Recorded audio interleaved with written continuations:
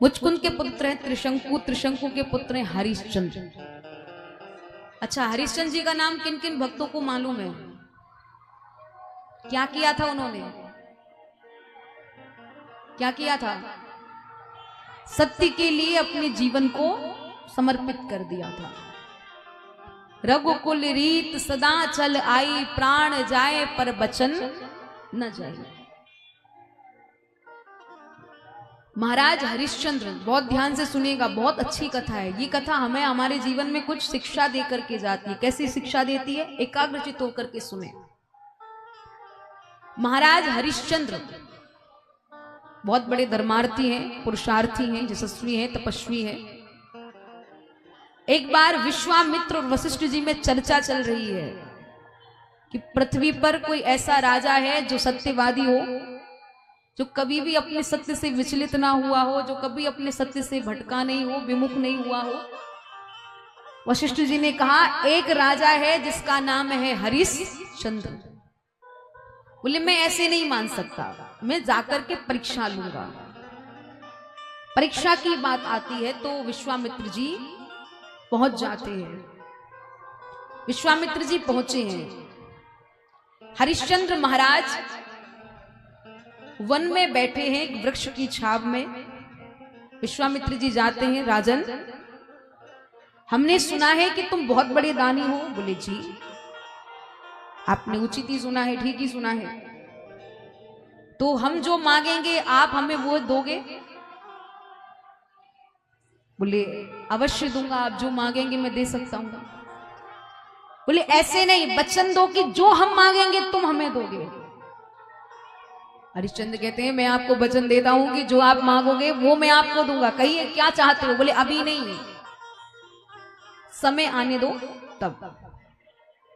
हरिश्चंद्र महाराज अपने महलों में गए हैं और उसी समय संध्या के समय विश्वामित्र पहुंच गए।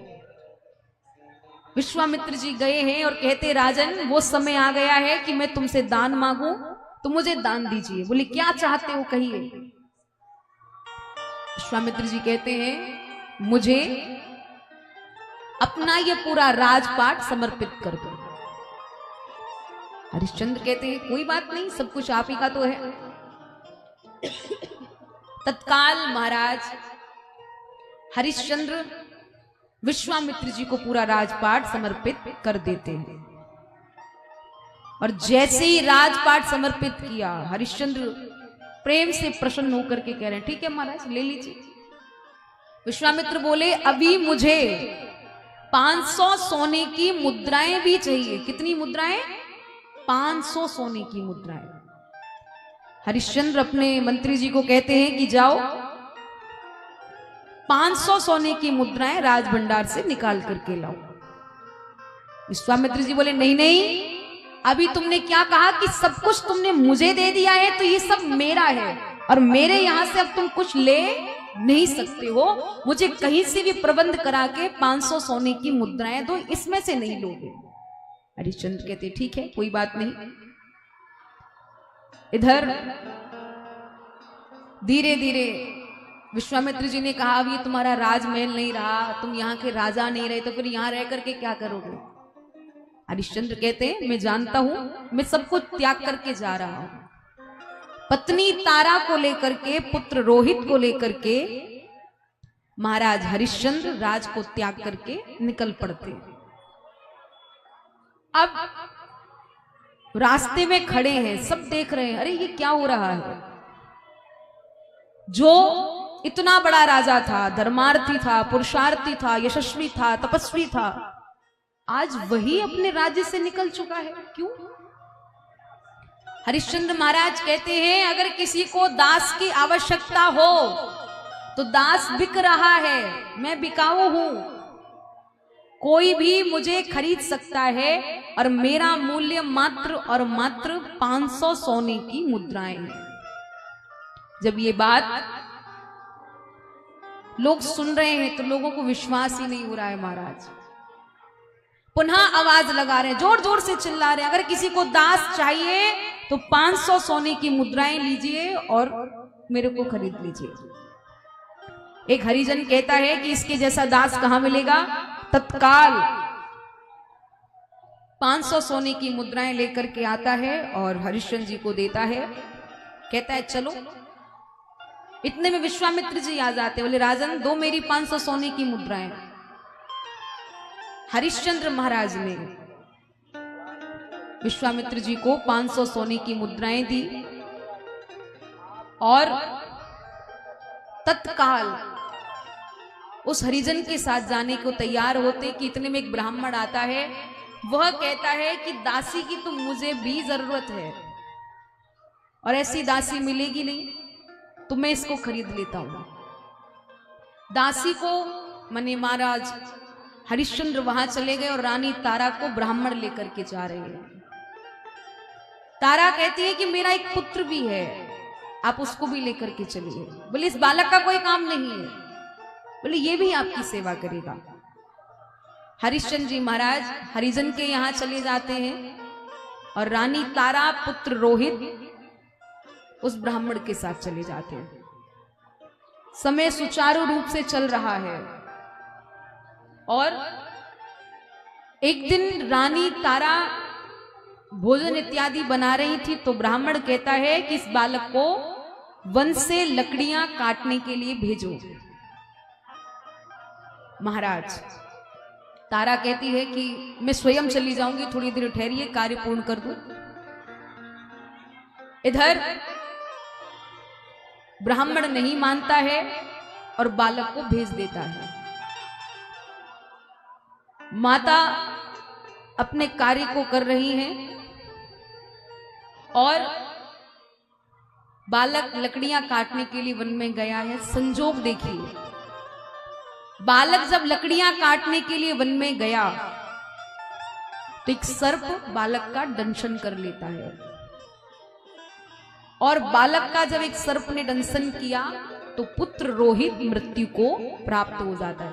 थोड़ा मॉनिटर का आवाज बढ़ाइए। इधर बालकों ने आकर के माता तारा को बताया कि आपके पुत्र को एक सर्प ने काट लिया है और जाकर के जल्दी से देखिए।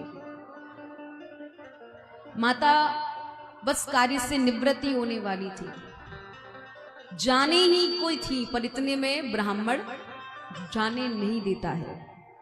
बोले पहले कार्य संपूर्ण करो उसके बाद जाना। कार्य पूरा करके जाती है कि देखा पुत्र जीवित नहीं रहा है। पुत्र को हृदय से लगा लगा करके रुदन कर रही है। बालक को लेकर के चली है, उसकी अंतिम क्रिया करनी है, शमशान लेकर के पहुंची है। श्री हरिश्चंद्र जी महाराज शमशान के द्वार पर बैठे हैं, काला काला विकराल रूप। ना तो हरिश्चंद्र तारा को पहचान पा रहे हैं और ना तारा हरिश्चंद्र को पहचान पा रही है। हरिश्चंद्र कहते देवी तुम इस भूमि में प्रवेश करने जा रही हो, पर उससे पहले इस भूमि का कर दो। कर माने आप लोग जानते हो, टैक्स दो, टका दो। माता ने कहा मेरे पास कुछ नहीं है, मैं क्या दे सकती हूँ। बोले अगर जब तक दोगी नहीं तो अंदर प्रवेश नहीं मिलेगा। माता कहती मुझे मेरे बालक का सारे वो कार्य परिपूर्ण करने, उसकी क्रियाएं परिपूर्ण करनी है, तो क्या करूं। हाथ में सूर्यवंश की चूड़ामणि तत्काल हरिश्चंद्र को दे देती है। बोले ये लो। चली जाती है बालक को लेकर के। हरिश्चंद्र उस चूड़ामणि को देख रहे हैं, बहुत ध्यान से देख रहे हैं। अरे ये मैंने कहीं देखी है, ध्यान लगा रहे हैं कि इसको मैंने कहां देखा है। फिर याद आता है अरे ये तो हमारे सूर्यवंश की चूड़ामणि है। ये चूड़ामणि तो रानी तारा के हाथ में थी, वो तारा तो नहीं है। अरे नहीं, अगर वो तारा नहीं है तो फिर चूड़ामणि उसके हाथ में क्यों है। और वो अगर रानी तारा है तो वो बालक किसका है। हरिश्चंद्र जाते हैं, जाकर के देखा, आवाज लगाते देवी तुम कौन हो। तारा बोलती है मेरा नाम तारा है, आप कौन हो। हरिश्चंद्र बोलते देवी ये बालक किसका है। बोले ये आप ही का पुत्र है। बोले ये क्या हुआ।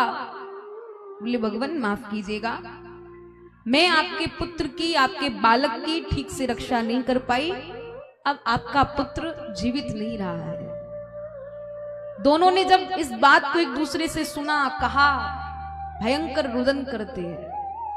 विचार करिए, किसी का एक पुत्र हो और वो भी मृत्यु को प्राप्त हो जाए तो उस माता पिता के ऊपर क्या गुजरेगी, क्या बीतेगी।